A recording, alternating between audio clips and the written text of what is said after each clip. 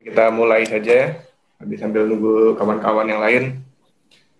Assalamualaikum semuanya, Bapak, baik jamaah Rahman maupun Ustadz Budi dan Pak Ustadz Solah. Di sini sudah ada Pak Eko, Pak Kastono, Pak Ating, Bu Laila, Bu Lilin, Pak Masrono, Bu Rati, Pak Samsul, Pak Muhammad Sahil, dan Pak Rosidin. Saya apa satu-satu dulu.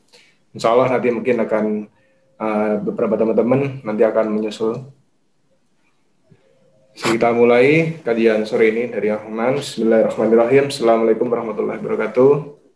Waalaikumsalam warahmatullahi wabarakatuh. Alhamdulillah nasta'inuhu wa nastaghfiruhu wa na'udzu billahi min syururi anfusina wa min sayyiati a'malina may yahdihillahu fala mudilla lahu wa may yudlil fala hadiya lahu. Asyhadu an la ilaha illallah wa asyhadu anna Muhammadan abduhu wa rasuluh dan nabiyya ba'da.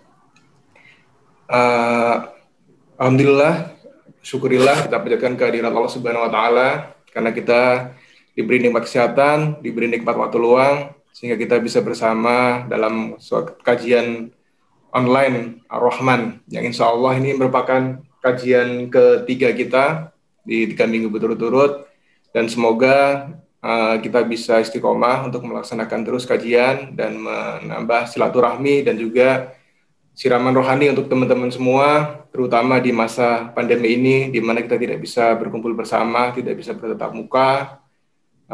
Dan inilah salah satu bentuk ikhtiar kita untuk terus menjalin silaturahmi di antara jamaah. Pada sore hari ini, seperti sudah kita umumkan sebelumnya, kita kedatangan tamu khusus ya.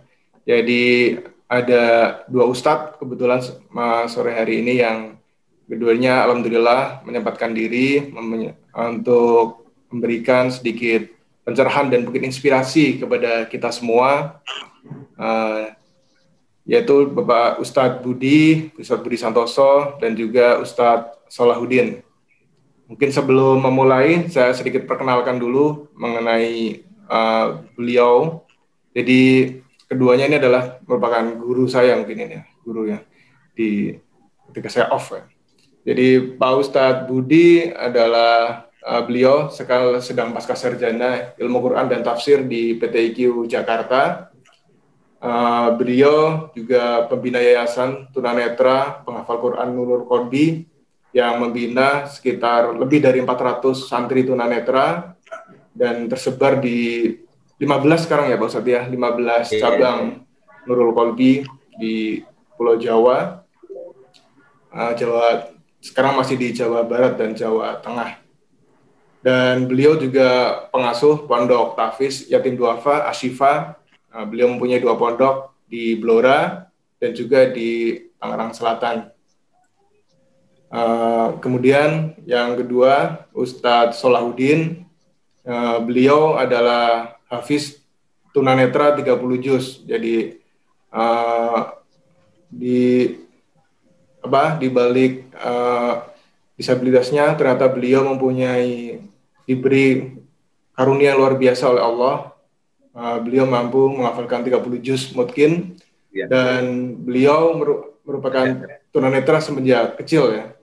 Namun beliau bisa bersekolah di sekolah umum dari SD, SMP, SMA, dan bahkan beliau sekarang sedang kuliah S1, kalau nggak salah jurusan Usluddin Ilmu Quran ya, dan hadis ya. Di PTIQ juga S1, beliau lancar menggunakan laptop, lancar menggunakan handphone Android. Bahkan saya pernah mengantar beliau lancar menggunakan Google Map, itu yang saya heran. Dan beliau juga aktif sebagai imam di Masjid Al-Barkah, Tangsel, dan ketika Ramadan juga beliau menjadi imam tetap di Masjid Agung Kuningan. Dan di balik kesibukannya kuliah, beliau juga mengajar beberapa majelis Al-Quran, terutama untuk yang tunanetra. Itu mungkin sedikit perkenalan untuk beliau. Bapak Ustadz Budi dan juga Ustadz Solah. Mungkin waktu dan tempat saya persilahkan kepada Pak Ustadz Budi. Preview udah, Ustadz. Mas Anggara, preview udah. Oke. Mungkin saya share videonya dulu Pak Ustadz ya. Ini ada pesan sponsor dari beliau.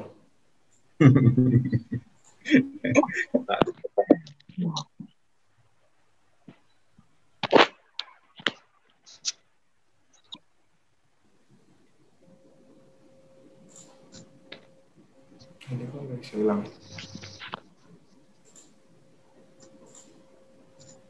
Coba.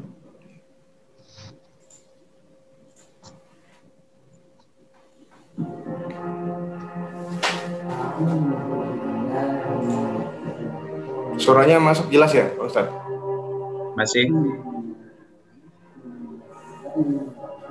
Silakan Pak Ustadz. Ya, sambil kita mulai kajian pada sore hari ini, saya mengucapkan Assalamualaikum warahmatullahi wabarakatuh. Waalaikumsalam warahmatullahi wabarakatuh. Alhamdulillah, hamdan wa syukran lillah, allati bi ni'matihi tatimmus sholihah, ar-Rahman 'allama al-Qur'an, khalaqal insan 'allamahul bayan. Asyhadu an la ilaha illallah wahdahu la syarika lah wa asyhadu anna Muhammadan 'abduhu wa rasuluh. Allahumma shalli wa sallim wa barik ala Muhammad wa ala ali sayyidina Muhammad. Subhanaka la ilma lana illa ma 'allamtana innaka antal alimul hakim. Rabbi shrah li sadri wa yassir li amri wahlul 'uqdatam min lisani liyafqahu qawli. Ya, alhamdulillah kita sama-sama panjatkan kehadirat Allah, Zat yang maha suci, yang maha agung dan maha mulia, yang mempunyai kekuasaan tidak terbatas, yang kepadanya bergantung seluruh hajat makhluk-makhluknya, baik yang di bumi, di darat, di laut, di udara, semuanya berhajat kepada Allah Subhanahu wa Ta'ala. Allah Zat yang maha mengetahui segala urusan hamba-hambanya, yang pada kesempatan sore hari ini tentu kita sebagai makhluk yang lemah sangat-sangat mengharapkan supaya kita ini senantiasa dibimbing, senantiasa diberikan kekuatan dalam kondisi apapun, dalam keadaan apapun. Mudah-mudahan kita menjadi hamba Allah yang dibimbing untuk senantiasa bersyukur terhadap setiap nikmat sekecil apapun, dan mudah-mudahan kita digolongkan oleh Allah Subhanahu wa Ta'ala ke dalam golongan orang-orang yang diberikan kesabaran dari setiap sesuatu, dari setiap apapun yang menimpa kita, baik senang maupun sedih, enak maupun tidak enak, bahagia maupun tidak bahagia. Mudah-mudahan kita senantiasa dilatih oleh Allah Subhanahu wa Ta'ala menyikapi setiap kejadian kehidupan yang kita jalani, wabil khusus saat ini yang mana kita secara manusiawi merasa mengeluh, merasa susah, merasa prihatin. Namun yakinlah Bapak-bapak, ibu-ibu yang dirahmati Allah Subhanahu wa Ta'ala, sesungguhnya apa yang pernah kita jalani saat ini semata-mata tidak lain dan tidak bukan adalah ujian dan mendidik. Allah sedang mendidik kita menjadi orang-orang yang bersyukur, dan senantiasa mudah-mudahan kita digolongkan oleh Allah menjadi orang-orang yang sabar. Baik, Bapak-bapak, ibu-ibu yang dirahmati Allah Subhanahu wa Ta'ala, sebagai pembuka tentunya sholawat beriring salam kita sampaikan kepada junjungan kita Nabi Muhammad Sallallahu Alaihi Wasallam, seorang manusia yang begitu sabar menjalani kehidupannya, dan beliau menjadi tauladan kita untuk bagaimana menjadi orang yang bersyukur, sehingga kepadanya suatu ketika dilihatnya di sepertiga malam, rasa syukurnya Rasulullah SAW, beliau adalah berdiri hingga beliau menangis, berlinangan air mata, membasahi jenggotnya yang mulia, sehingga kaki terlihat kakinya kadang-kadang terasa seperti bengkak, sehingga ditanya oleh Bunda Aisyah, ya Rasulullah, bukankah engkau ini adalah orang yang telah dijamin Allah diampuni dosa-dosanya, tapi kenapa ibadahmu masih seperti itu ya Rasulullah? Maka Rasulullah menjawab, wahai Aisyah, bukankah engkau ingin aku menjadi hamdan syakur? Bukankah engkau ingin ya Aisyah, aku ini menjadi orang-orang yang senantiasa bersyukur kepada nikmat-nikmat yang diberikan Allah kepada kita saat ini.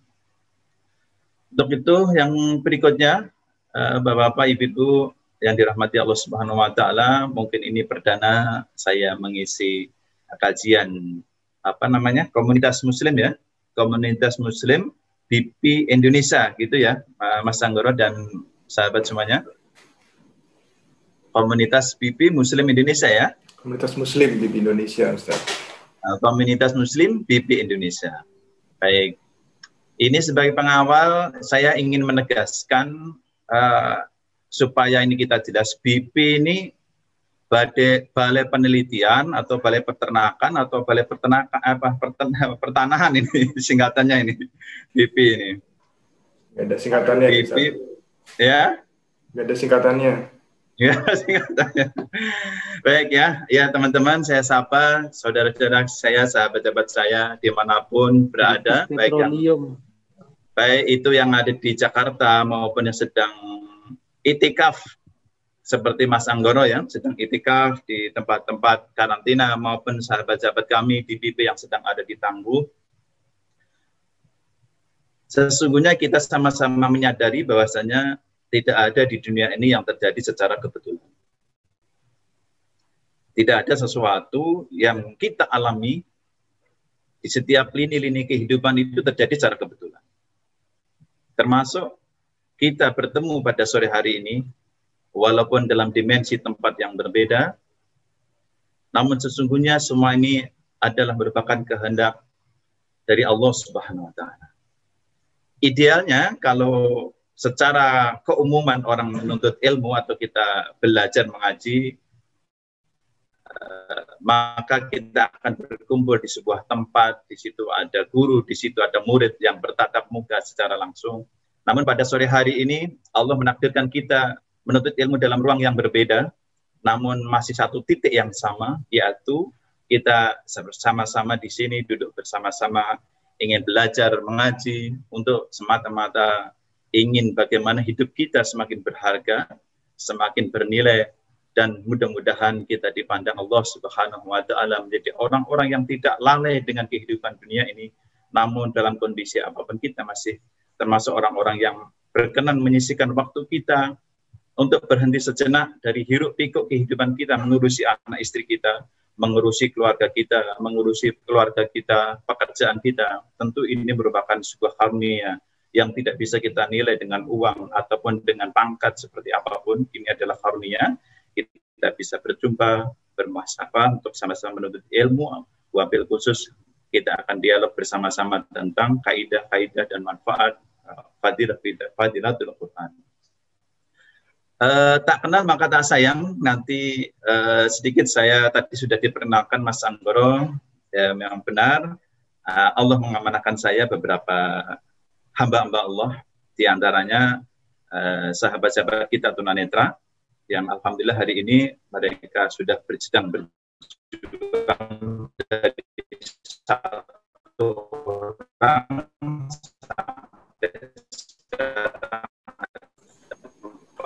Suaranya kurang jelas Pak Ustaz. 85 santri tunanetra yang tersebar di 16 titik. Ya, alhamdulillah ini mudah-mudahan menjadi oke. Apa saya pakai mic aja dulu ya? Udah jelas lagi kok.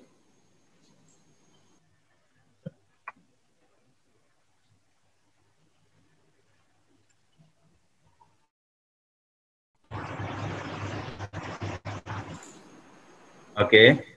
Ya, jelas. Ya, alhamdulillah, sahabat-sahabat semuanya, kita diizinkan Allah ya. Di sini saya hamba Allah saja, bukan seorang guru yang mumpuni di bidang Al-Quran. Seorang hamba Allah yang sedang belajar Al-Quran. Ya, belum menguasai Al-Quran, masih belajar sedikit-sedikit tentang kaidah-kaidah dan mukjizatun Quran. Ya, tentu Bapak yang dirahmati Allah Subhanahu wa taala, saya juga ada sedikit kesibukan karena saya terakhir alhamdulillah pernah bersilaturahmi juga dengan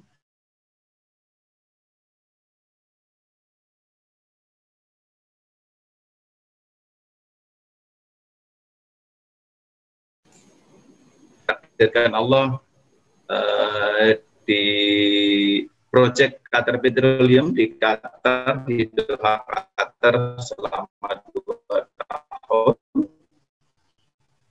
Juga pernah ke Dubai, ke Abu Dhabi, ke Hong Kong, dalam wasilah karena memuliakan Al-Quran.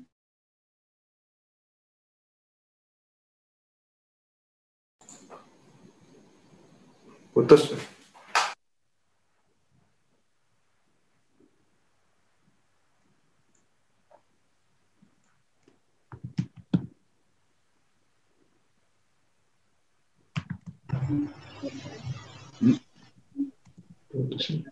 Halo Mas Anggara? Ya, sempat putus tadi. Oke, sampai mana tadi? Wasilah tadi, wasilah Al-Quran. Wasilah Al-Quran ya. Karena Alhamdulillah Allah menakdirkan saya untuk berkelana. Justru berkelananya itu juga karena Al-Quran. Makanya ini tema kita sungguh bagus sekali, luar biasa, yang berkenaan dengan Al-Quran. Mudah-mudahan ini membukakan wawasan kita, membukakan mata hati kita. Posisi kita ini seperti apa sekarang dengan Al-Quran. Disitulah nanti derajat kita di hadapan Allah itu sebagaimana kita menghargai Al-Quran. Nanti insya Allah Bapak, Ibu-Ibu yang dirahmati Allah Subhanahu Wa Taala, kita akan bermuzakarah selama 1 jam ke depan. Namun sebelum itu, sebelum membedah tema pada kesempatan sore hari ini, izinkan kami untuk memperkenalkan sahabat saya, guru saya, santri saya, yang tadi sempat diperkenalkan oleh Mas Anggoro. Kalau saya memanggilnya Kang Solah, gitu kan. Karena saya menemukan beliau ini ketika saya sedang membuka rumah tahfiz di Kuningan. Alhamdulillah, izin Allah sekarang beliau sebagai tim pengajar di tempat kami. Beliau juga menjadi imam dan juga sedang menyelesaikan kuliah di Institut PTQR Jakarta dalam mengambil bidang studi ilmu Al-Quran dan hadis. Kita dengarkan sejenak untuk refresh, menghangatkan kolbu kita pada sore hari ini di tengah gemericik hujan di sebuah tempat di Ciputat. Mudah-mudahan alunan ayat-ayat suci Al-Quran yang disampaikan, dibacakan beliau, mudah-mudahan menjadi penyejuk bagi jiwa-jiwa yang kering, yang merindukan ayat-ayat suci Al-Quran di tengah-tengah kehidupan kita ini. Nah, kepada Ustaz Solah, kami persilakan.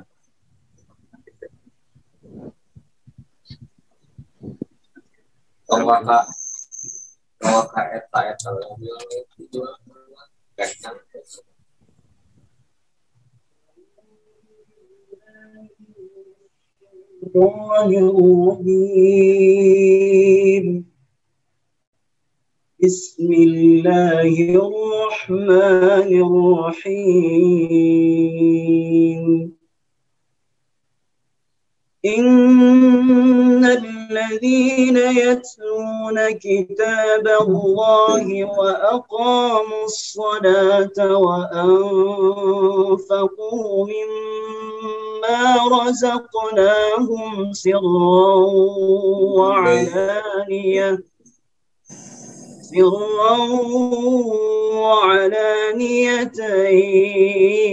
يرجون تجارة لن تبور ليوفيهم أجورهم ويزيدهم من فضله إنه غفور شكور والذي أوحينا إليك من الكتاب هو الحق مصدقا لما بين يديه إن الله بعباده لخبير بصير صدق الله العظيم.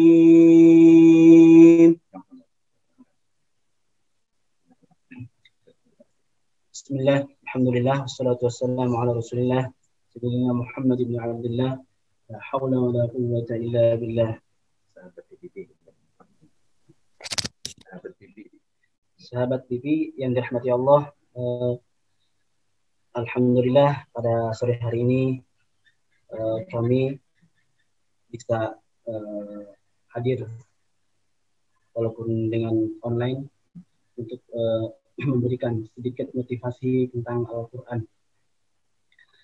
Ya, Al-Quran ialah merupakan kitab Allah yang memiliki keagungan luar biasa. Al-Quran semuanya, isinya, hurufnya, dalam pokoknya seluruh kandungan Al-Quran itu memiliki keagungan yang luar biasa. Jika hurufnya saja, jika dibaca, mendapatkan 10 kali kebaikan, apalagi dengan kita mentadaburinya. Nah, alhamdulillah pada hari ini kita bisa mengikuti kajian online, yakni dengan tema 24 jam bersama Al-Quran. Alhamdulillah saya banyak sekali keutamaan tentang Al-Quran yang saya rasakan setelah saya menghafalkan Al-Quran, setelah saya bersama-sama Al-Quran sekian tahun. Ketenangan, kemudahan dalam segala urusan Allah mudahkan.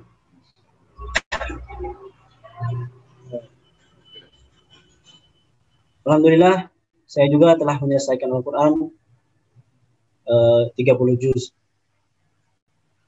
Selama ini, alhamdulillah, saya berkat Al-Quran bisa kuliah gratis, bisa bersekolah dengan gratis, dapat tempat tinggal gratis, berkat Al-Quran semuanya. Alhamdulillah.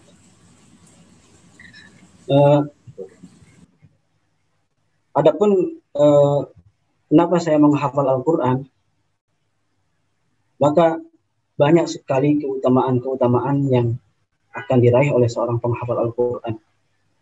Di antaranya, mereka orang yang senantiasa membaca Al-Quran atau yang menghafal Al-Quran ini kelak akan mendapatkan syafaat di hari kiamat. Sesuai dengan hadis Rasulullah SAW, Iqra'ul Quran, fa innahu ya'ti yawmal qiyamati syafi'an li ashabi. Bacalah Al-Quran karena sesungguhnya ia akan datang di hari kiamat sebagai syafaat pada kita semua.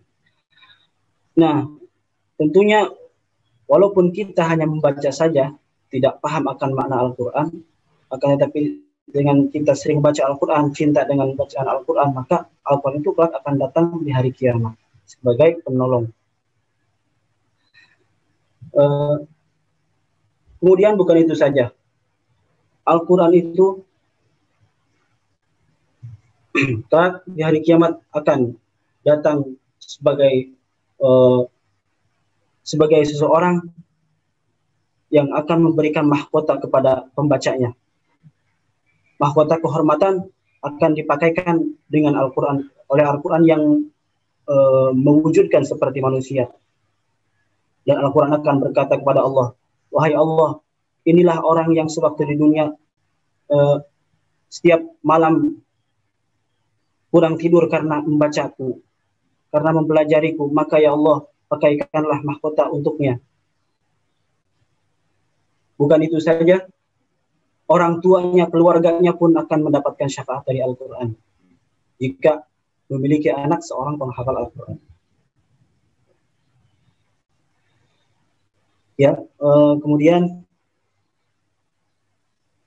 saya ini tunanetra, jadi saya merasa agar hidup saya bisa bermakna baik ya, di sisi Allah maupun di masyarakat, maka saya menghafal Al-Quran.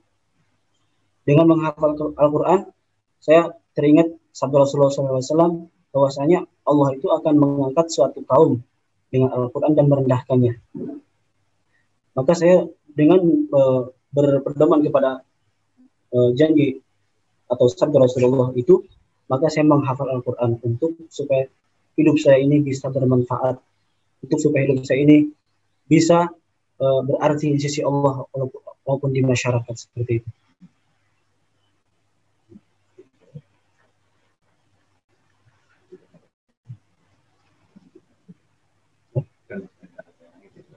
Iya.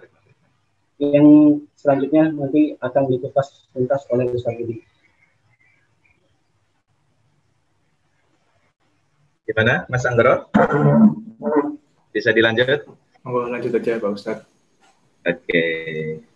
Baik, Bapak-bapak, Ibu-ibu, sahabat Bibi yang dirahmati Allah Subhanahu wa taala.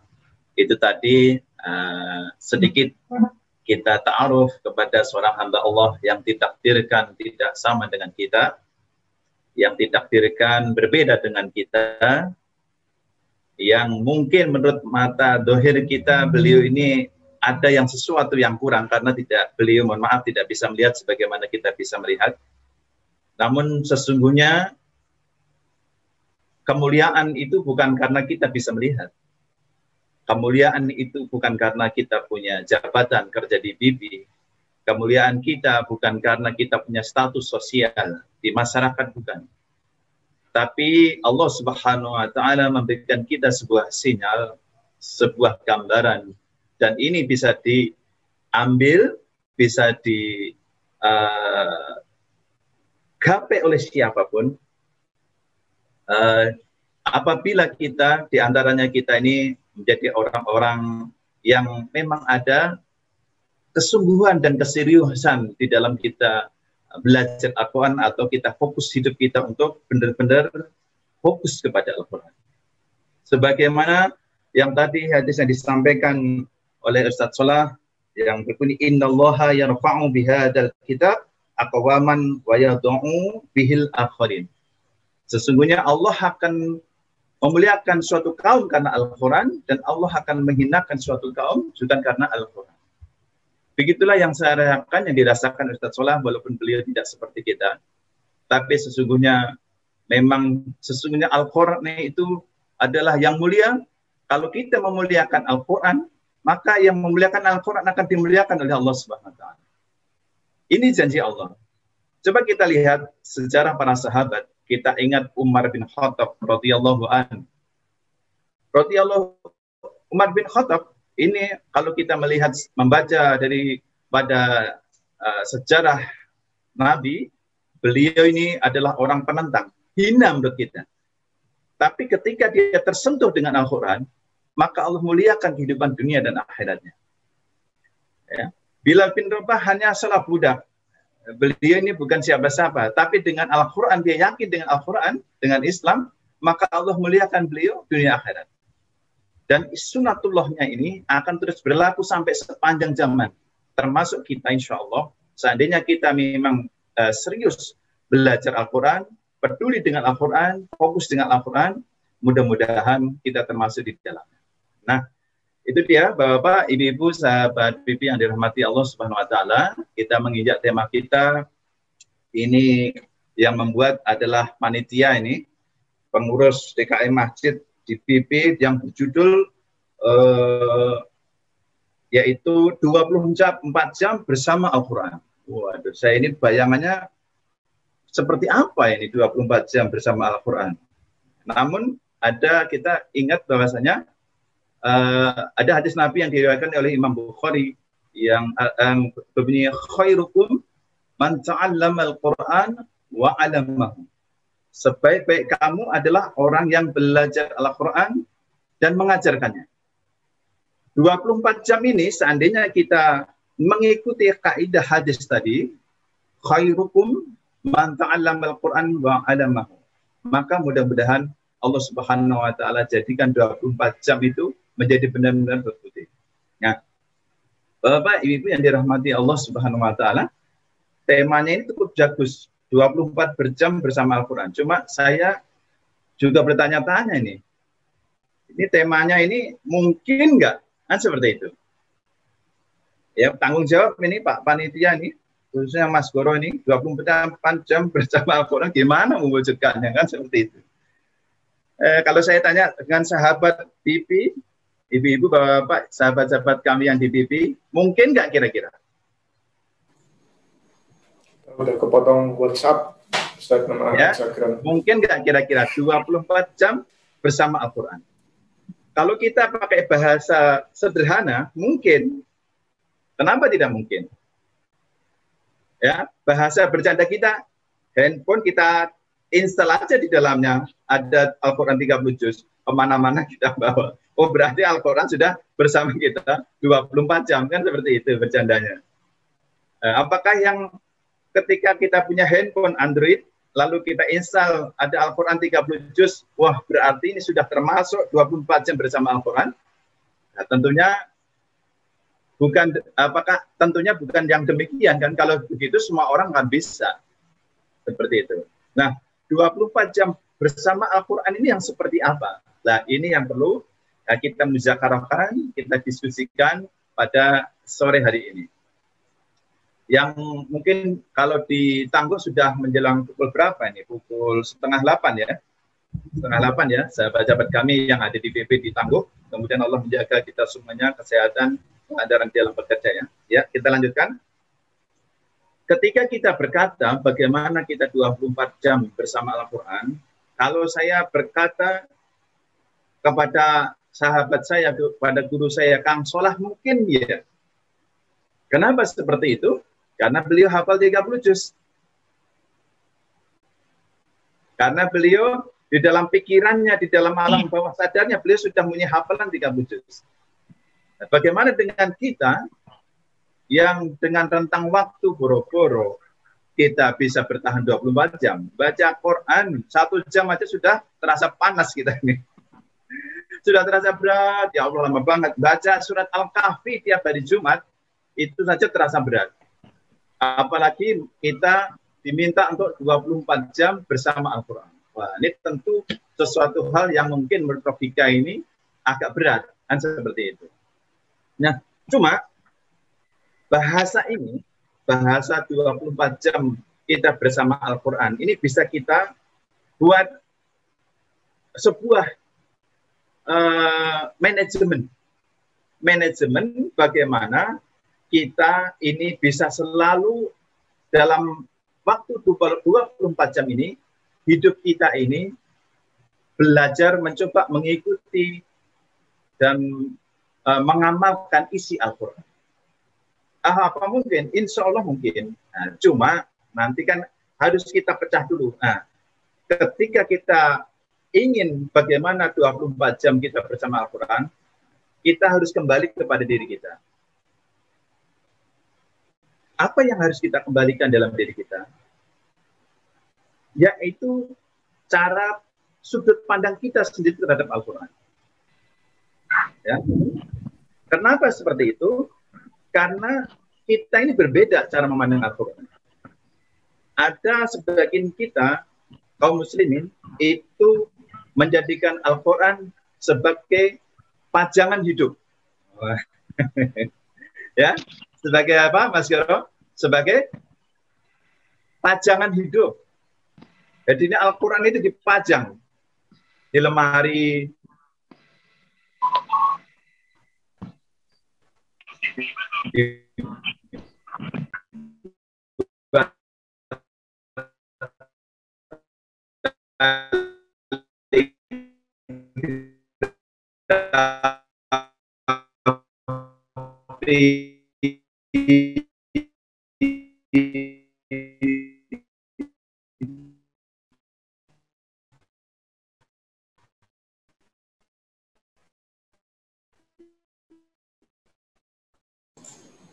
Suaranya hilang, Pak Ustadz.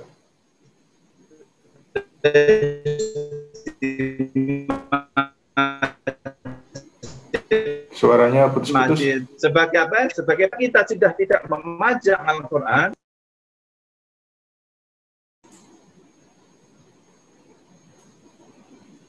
Suara hilang.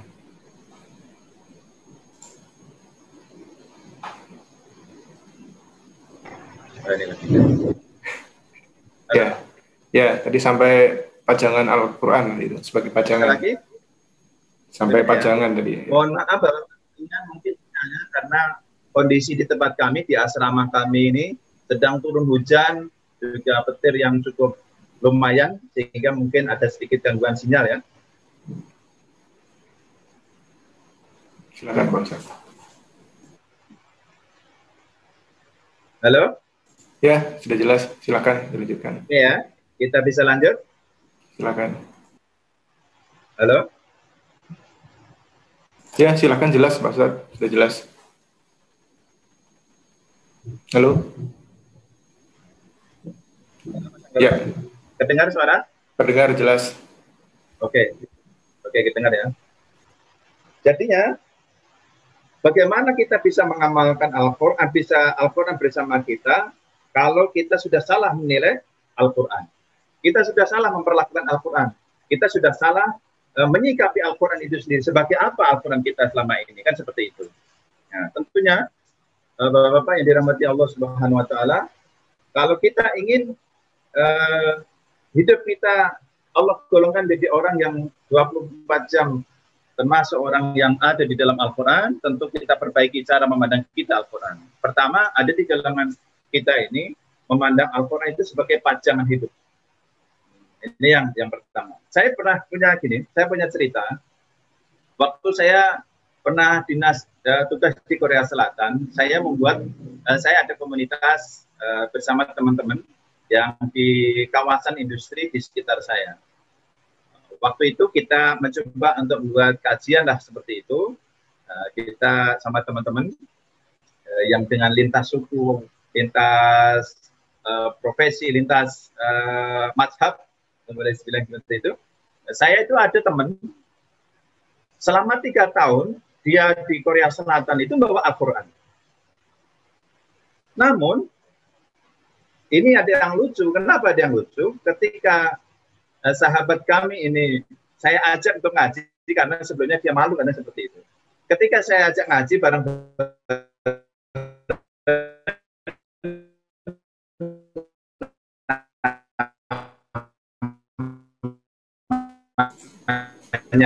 kita di perantauan di negeri umum gitu ya, kita merangkul mereka supaya ini yang terjadi sepeda perusahaan sama saya itu bawa Quran juga gitu. Nah, ketika membawa Al-Quran itu Al-Qurannya nggak bisa dibuka. Al-Qurannya nggak bisa dibuka. Kenapa nggak bisa dibuka? Karena di sini Al-Qurannya itu hanya dijadikan tempat, ditaruh di sudut lemari, dan itu tempatnya di paling pojok, sehingga selama 3 tahun tidak pernah dibuka. Dibuka waktu saya undang beliau untuk datang ke pengajian kita, dan itu Al-Qurannya nggak bisa dibuka. Bagaimana akhirnya kita ketawa, kenapa? Ya karena selama 3 tahun beliau di Korea Selatan, bawahnya sih Al-Quran, tapi ternyata sudah sampai di sana, sudah mengerti won, sudah mengerti budaya, sudah mengerti keindahan Korea Selatan, akhirnya lupa Al-Quran hanya dijadikan sebagai pajangan, seperti itu. Ini sudut pandang yang pertama. Lalu sudut pandang yang kedua, di antara kita ini ada Al-Quran yang hanya dijadikan hanya sebagai bacaan. Ya, Al-Quran hanya dijadikannya sebagai bacaan. Apakah ini salah? Enggak. Ini bagus. Ini tahapan orang tingkatan yang kedua. Jadi ini Al-Kita yang tadi disebutkan oleh Rasulullah, Iqra'ul Quran fa innahu ya'til yaumal qiyamah sifaan li ashabih. Bacalah Al-Quran. Ini perintahnya kan fi'il amarnya, bacalah Al-Quran. Siapapun yang membaca Al-Quran, maka nanti di hari kiamat, sebanyak mana kita sering membaca Al-Quran, disitulah derajat kita di sisi Allah Subhanahu wa Ta'ala. Namun yang saya maksud di sini, bahwa Al-Quran ini ada 2 sudut pandang di dalam ketika kita membaca bacaan Quran. Kenapa? Banyak orang orientalis, banyak orientalis yang hafal Quran. Seperti bagaimana kita kenal Snoop Harduranya, beliau ini hafal Al-Quran. Dan banyak orientalis di pasca sarjana, saya ada mata kuliah, di semester 3 itu ada mata kuliah tentang pandangan orientalis terhadap Al-Quran. Orientalis itu mereka menguasai tafsir justru. Ya, mereka menguasai dari kaidah bahasa. Mereka menguasai adalah kaidah bacaannya. Namun kata dosen kami, kata guru kami, kenapa orang yang hanya membaca Al-Quran, yang dia berangkat dari non-Muslim, ya, yang dia niatnya hanya untuk ingin bisa membaca, maka sebatas itulah Al-Quran sampai kepada hatinya, sebagai hanya bacaan. Nah, Al-Quran itu di dalam Al-Baqarah, dzalikal kitabul la raiba fihi hudal lil muttaqin. Tapi Al-Quran itu bisa juga sebagai petunjuk, bukan hanya sekedar bacaan. Karena di dalam Al-Quran itu banyak hal-hal yang mengisi, berisi hal-hal yang sangat berkaitan dengan kehidupan yang kita jalani dari dunia.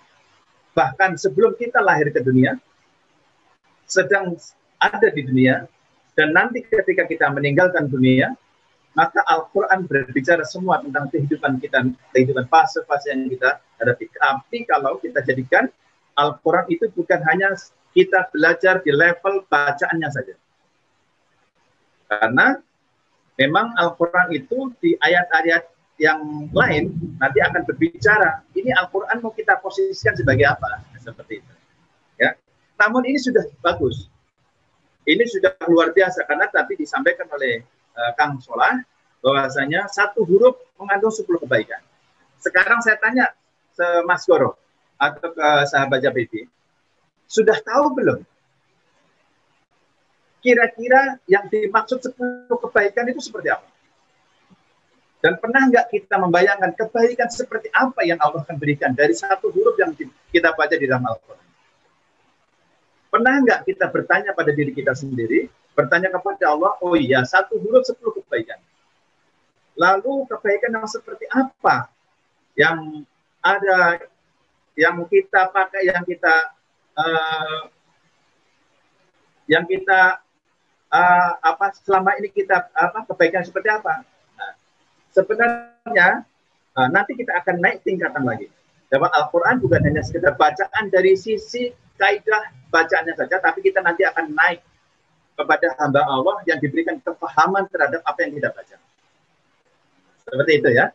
Jadinya Bapak dirahmati Allah Subhanahu wa taala, seandainya kita ini sekarang sudah sampai level bisa membaca Al-Quran, itu merupakan anugerah kepada Allah Subhanahu wa taala. Namun cara memandang kita jangan hanya sekedar bisa membaca. Karena Al-Quran itu bukan hanya sekedar bacaan. Al-Quran adalah hudan linas, sebagai petunjuk hidup kita. Nah, bagaimana kalau kita kepingin paham bahwa Al-Quran ini sebagai petunjuk hidup kita, maka kita akan terus berlari dan kita akan terus berjuang bagaimana Al-Quran yang kita baca ini kita pahami di sini. Nah, seperti itu, ya. Saya pernah dialog dengan orang Kristen di sebuah rumah sakit. Di sebuah rumah sakit saya sedang dialog dengan orang Kristen. Dulu justru dia dulunya orang Muslim. Dia orang Islam, dia murtad.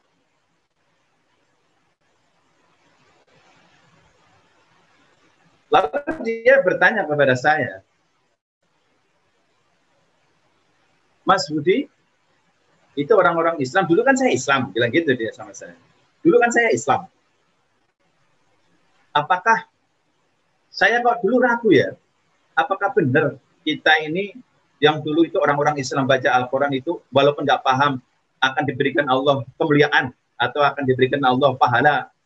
Apakah itu orang yang baca Al-Quran hanya bacaan saja Allah akan ada derajatnya? Oh, begini Mas, gitu Pak, mohon maaf, yang berbicara bahwasanya orang yang hanya sebatas bisa membaca saja Allah karuniakan kemuliaan, itu bukan saya yang berkata, bukan ustadz yang berkata, bukan nabi yang bukan para sahabat, bukan ustadz, bukan guru-guru kita yang berkata, tapi ini disampaikan oleh baginda Rasulullah Shallallahu Alaihi Wasallam. Ya, bahwasanya setiap huruf ada kebaikan, baca saja dikasih Allah kebaikan. Cuma tadi saya bertanya, kebaikan yang seperti apa yang sebenarnya diberikan kepada Allah? Kalau kebaikan nih hari ini dibuka Allah, satu kebaikan berupa uang $1, satu kebaikan berupa kita langsung naik pangkat, satu kebaikan ini langsung kita bulan depan naik jabatan, mungkin orang-orang TV langsung semangat baca Al-Quran semua. Seandainya yang namanya 10 kebaikan tadi, satu huruf 10 kebaikan, maka orang TV nanti bulan depan maka gajinya akan naik semuanya. maka orang TV pasti akan berlomba-lomba tiap hari membaca Al-Quran. Cuma 10 kebaikan ini Allah rahasiakan. Ya. 10 kebaikan ini Allah rahasiakan bentuknya seperti apa, tapi bisa kita rasakan di dunia, apalagi nanti di akhirat. Makanya ada dalam sebuah hadis Nabi, ada di kitab, saya punya kitab, nanti mungkin Bapak-Bapak Ibu bisa memiliki kitab ini. Kitab ini dalam judulnya Arba'in Al-Qur'aniyah. Ini karangan seorang ulama Quran dari Syria. Dan di sini sudah ada terjemahan, alhamdulillah diterjemahkan oleh guru saya, Dr. Muhammad Al-Husaini Al-Faraj. Beliau dokter guru besar dari Al-Azhar Kairo waktu beliau mengajar ulumul Quran kepada kami. Bahwasanya orang walaupun hanya sekedar level membaca, namun karena dia ikhlas, ingin sungguh-sungguh, namun hati-hati jangan hanya sekedar bacaan. Kenapa boleh seperti itu? Karena Al-Quran diturunkan kepada Jibril, kepada Rasulullah SAW dengan kaidah bacaan yang benar. Kalau kita ada perintah baca Al-Quran dan kita tidak mau belajar pada guru-guru kita, entah waktu kita di proyek, di lapangan, maupun dimanapun, kita nggak belajar, tak ada usaha untuk belajar Al-Quran, membaca yang benar, maka Al-Quran akan melaknat kita. Kenapa seperti itu? Karena setiap huruf itu ada arti. Setiap ada kebaikan, tapi kalau kebaikan salah kita membaca kebaikan, maka akan menjadi laknat bagi kita. Contohnya seperti ini. Di dalam surat Al-Ikhlas itu Qul huwallahu ahad, Allahus samad, lam yalid walam yulad, walam yakul pakai qaf apa walam yakul pakai qaf, pakai kaf. Ayo coba. Kita baca Qul huwallahu ahad nih ya, Al-Ikhlas nih. Walam yakul lahu, walam yakul apa walam yakul lahu kufuwan ahad. Kalau kita membaca surat Al-Ikhlas ini walam yang ul pakai qaf, itu berarti salah. Karena di dalam Al-Ikhlas qaf hanya satu, di huruf depannya saja ul pakai satu. Yang kedua, kita nggak nyadar nih ketika kita sholat sendiri, ketika kita sholat, Bismillahirrahmanirrahim. Qul huwallahu ahad. Kita nggak sadar tuh bahwasanya yang kita baca bukan ul pakai qaf, tapi pakai kul. Qul huwallah pakai qaf, kul. Bukan pakai kaf, ul. Yang qalqalah kita membacanya. Kalau kita membaca Al-Qur'an, kalau huruf pakainya qaf, kalau pakai qaf ya yang benar ul, itu artinya katakanlah Allah itu satu.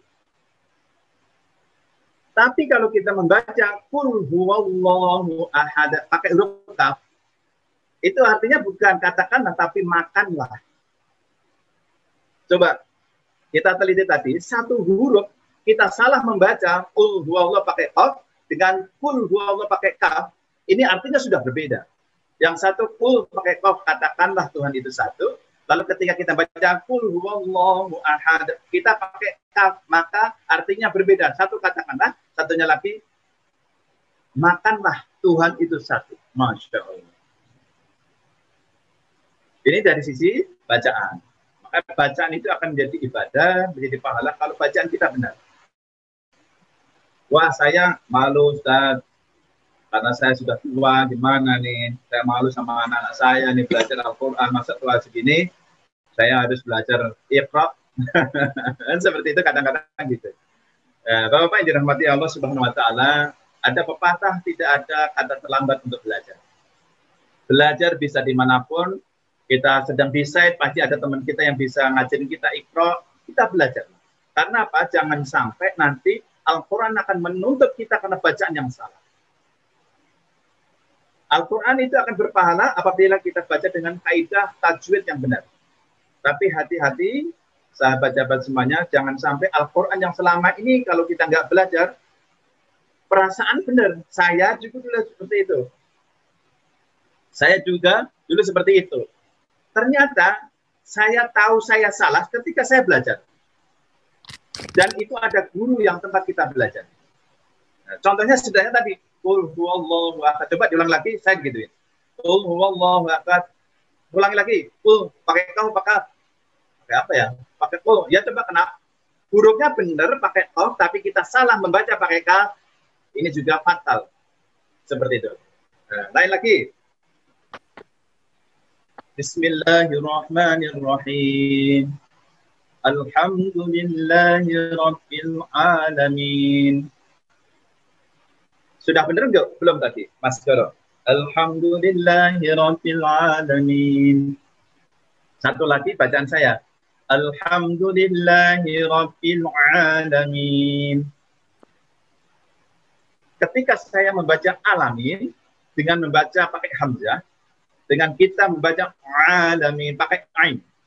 Kalau kita membaca alhamdulillahi rabbil alamin pakai hamzah, alamin pakai ain, kalau kita segala puji bagi Allah, Tuhan seluruh sekalian alam. Kalau pakai ain. Tapi kalau kita bacanya pakai hamzah, alhamdulillahi rabbil alamin,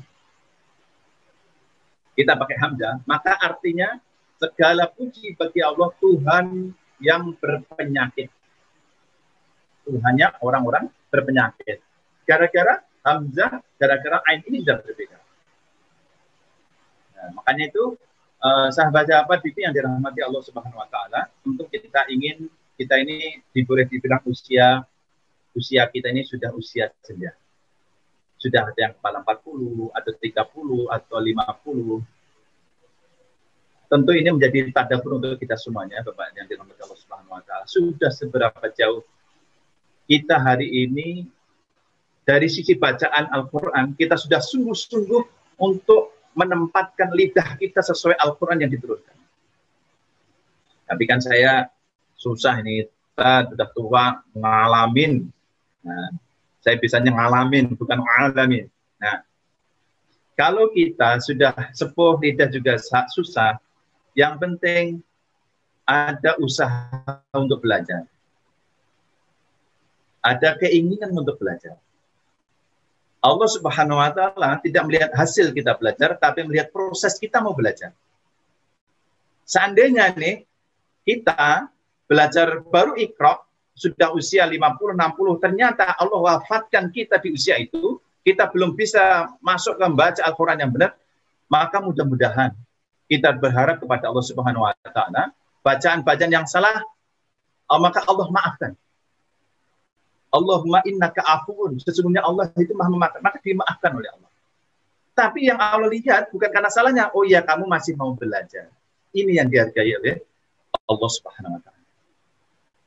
Oke, naik yang ketiga, Bapak sekalian, tadi yang pertama 24 jam bersama Al-Quran itu tergantung bagaimana kita memandangnya. Nah, yang pertama yaitu tadi kita Al-Quran sebagai pajangan, yang kedua Al-Quran sebagaimana perintah-perintah yang ada di dalam hadis supaya kita banyak membaca Al-Quran, karena Iqra'ul Quran fa innahu ya'ti yaumil qiyamah sifan li ashabi, maka Al-Quran dengan bacaan Al-Quran tentunya bacaan yang benar. Ya, jadi kaidah-kaidah para ulama kita menyampaikan bukan hanya sekedar membaca, maka perintahnya yang Iqra'ul Quran dengan tartil, maka bacalah Al-Quran dengan suara tartil. Warattilil Qur'ana tartila. Ya, ingat ada perintah membaca, tapi di firman Allah surat apa? Di surat Al-Mujammil Allah jelaskan di situ warattilil Qur'ana tartila. Wahai manusia, kalau bahasa kita, wahai Mas Goro, wahai mas-mas sahabat JPP, perintahnya benar.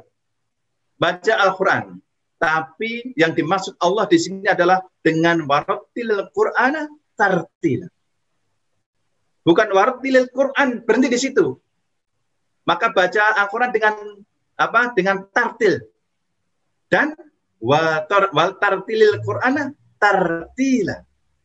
Ada ayat sambungannya sedikit dengan supaya setartil-tartilnya. Ya, para ulama ahli tafsir menyampaikan maksudnya apa nih yang dimaksud dengan setartil-tartilnya nih, yang seperti apa, kan seperti itu. Nah, saya punya guru, beliau udah sepuh sekarang, usianya sudah 80 tahun, beliau alumni Madinah, satu-satunya orang Indonesia pertama yang diterima di bagian Ulumul Quran, yang diterima di Universitas Islam Madinah itu beliau. Beliau orang yang pertama kali, karena sejamannya beliau muridnya Kiai almarhum Kiai Munawir. Nah, beliau sekarang Kiai saya, Dr. Fatoni ini, beliau mengajari saya tentang kaidah tartil ini seperti apa.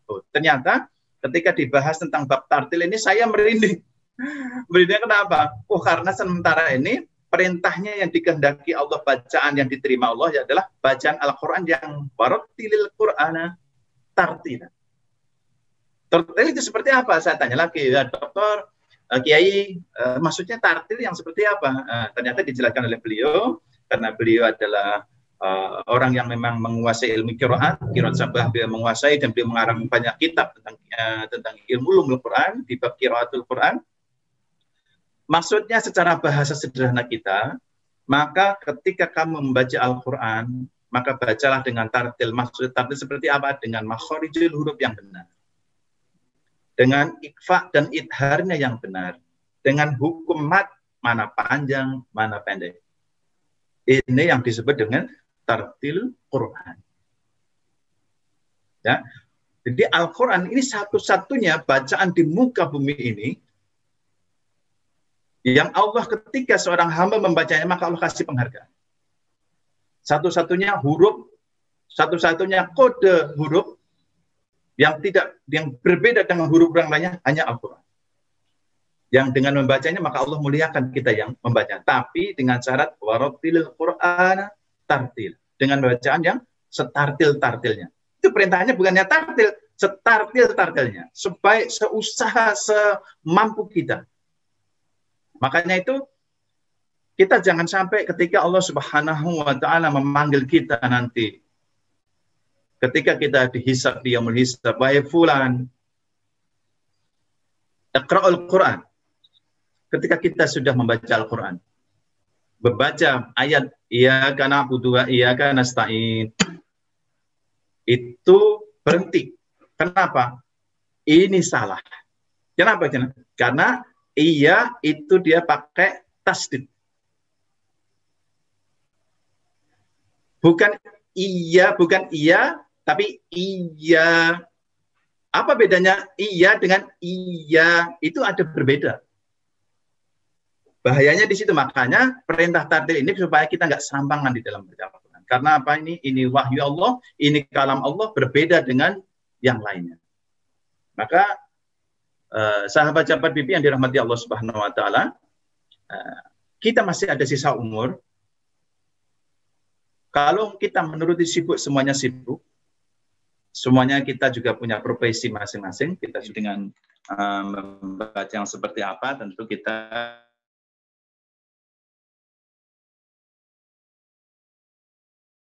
Subhanahu wa taala dalam surat Al-Muzammil, yaitu dengan bacaan Quran yang tartil.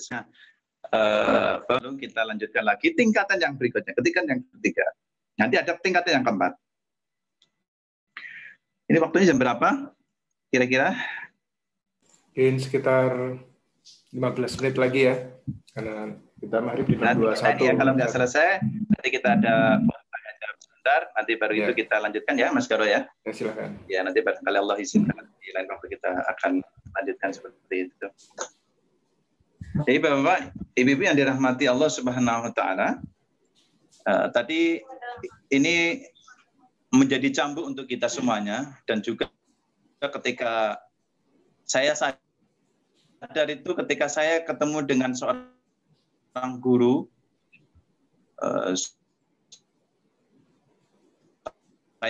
guru saya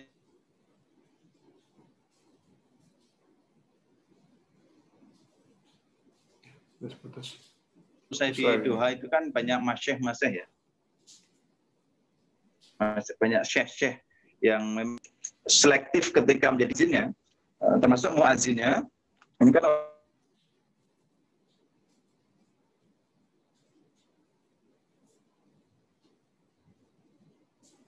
muazzin, saya punya beberapa guru salah. Mereka ini orang-orang yang sebacaan itu salah ketika saya sedang mencoba untuk. Nah, saya malah justru ketika saya ketemu dengan seorang syekh namanya Syekh Muhammad, itu saya disuruh ngurang ikro. Ulang ikro satu lagi. Masya Allah. Masya Allah. Jadinya ternyata kita akan tahu kalau kita ini salah membaca Al-Quran setelah kita belajar.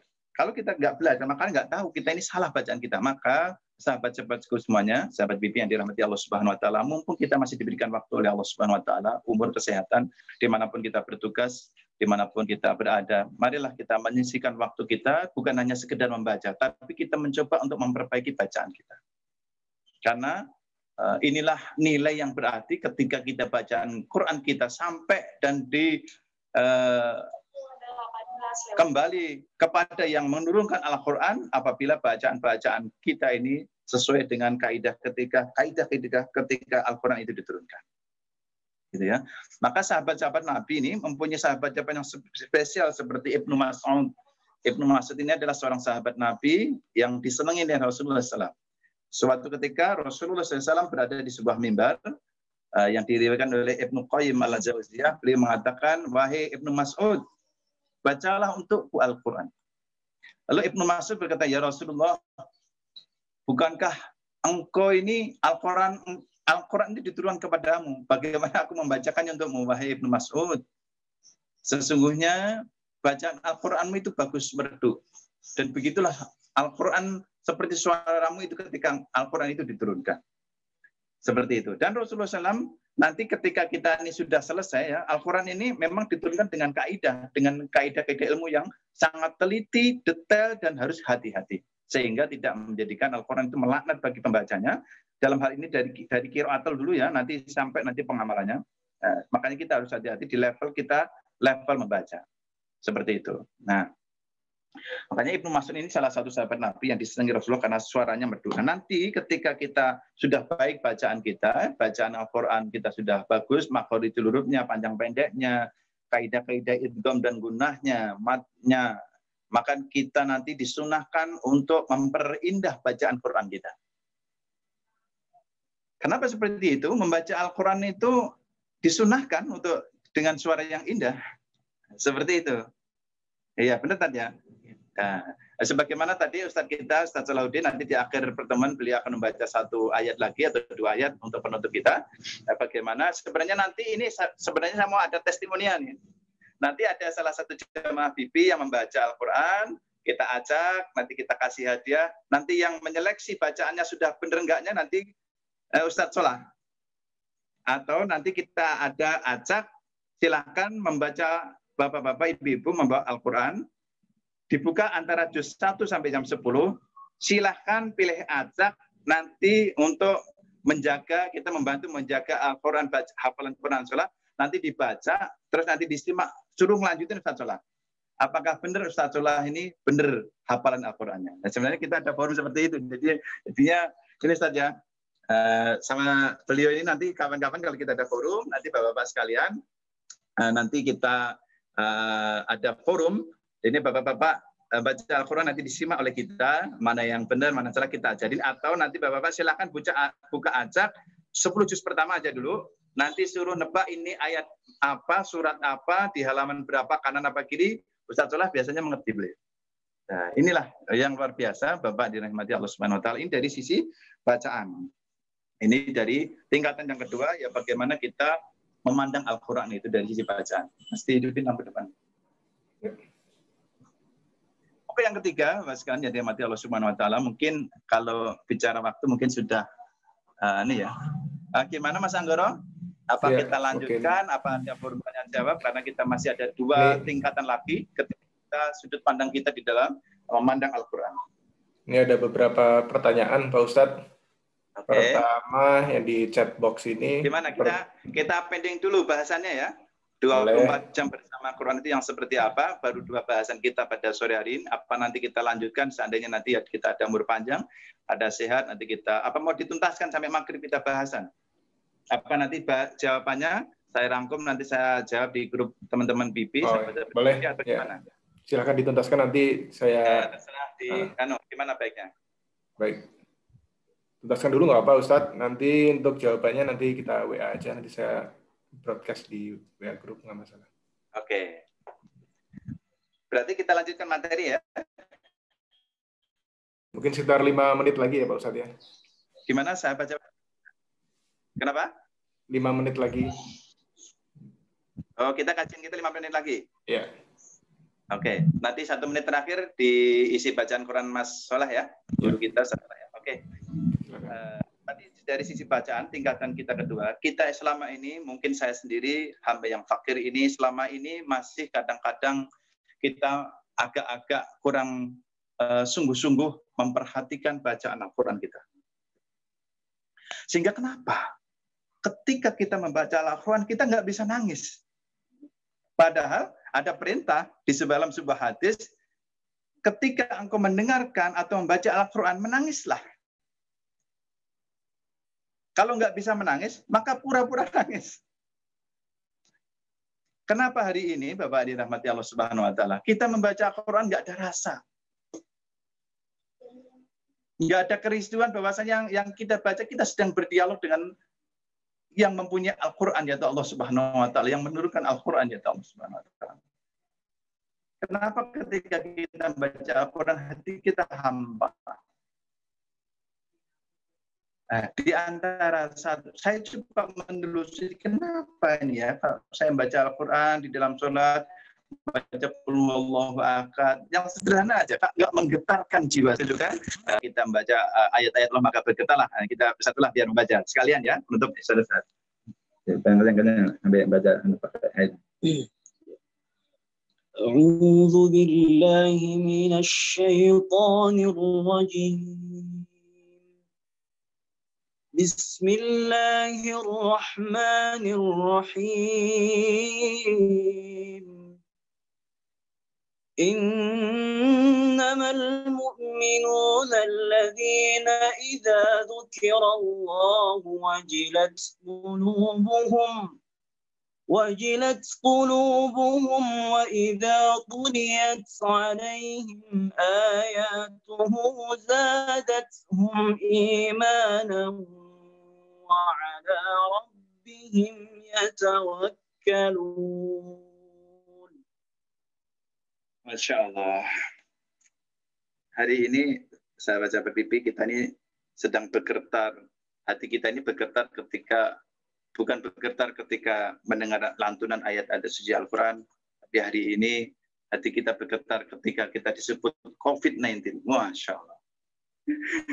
Ketika kita disebut, wah, virus corona, bergetar hati kita. Tapi ketika disebut nama Allah, sudah tidak lagi bergetar. Bergetarnya kita ini lebih, yang kita takuti bukan Allah Subhanahu Wa Taala, tapi kita bergetar ketika kita disebut corona, kena corona, itu kita lebih takuti dan bergetar. Nah, ini ada sesuatu yang tentu kita perlindungi bersama-sama, sahabat-sahabat yang dirahmati Allah Subhanahu Wa Taala. Kita muhasabah diri di pertemuan kali ini, termasuk saya, hamba yang fakir ini juga introspeksi ketika ada kejadian seperti ini. Apakah Al-Quran itu sulit?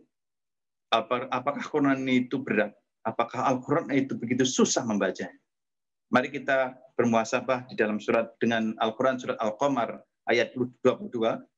Allah Subhanahu Wa Taala berfirman, "A'udzubillahi minasyaitonirrajim, wa laqad yassarnal Qur'ana fahal min mudzakir." Yang artinya sesungguhnya kami telah memudahkan Al-Quran untuk pelajaran, maka adakah mengambil pelajaran dari semuanya, darinya.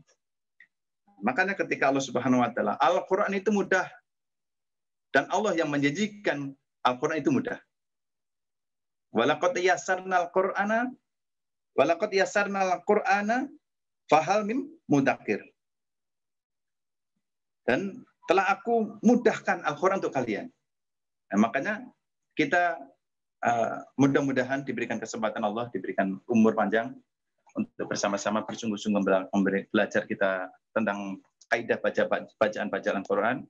Mudah-mudahan pertemuan kita yang sebentar sesaat ini mengingatkan kepada kita semuanya tentang pentingnya tingkatan kita yang kedua, yaitu bagaimana kita bisa membaca Al-Quran dengan baik dan benar.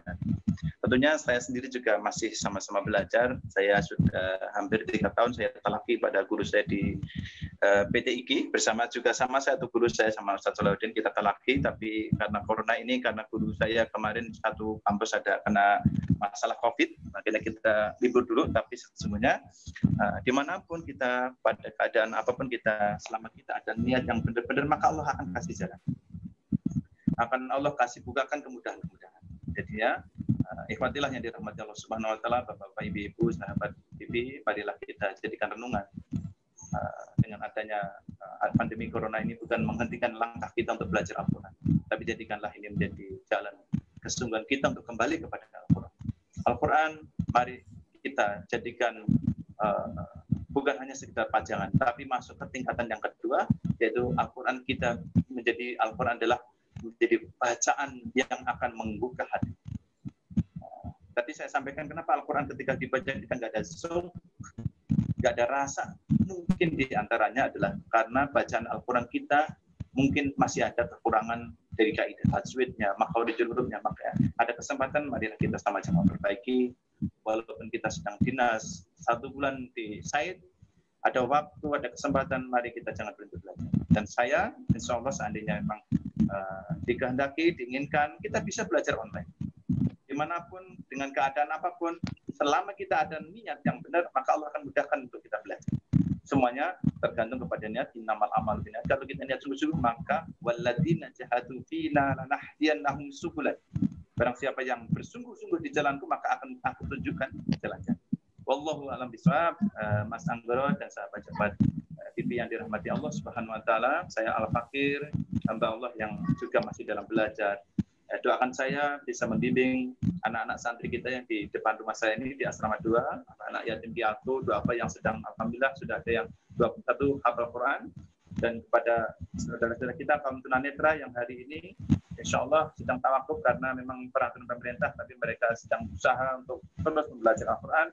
485 santri kita yang tersebar di 15 titik sedang belajar berlomba-lomba mengejar waktu untuk belajar Al-Quran dari sisi qiraatul Quran, dari sisi bacaan Al-Quran yang baik.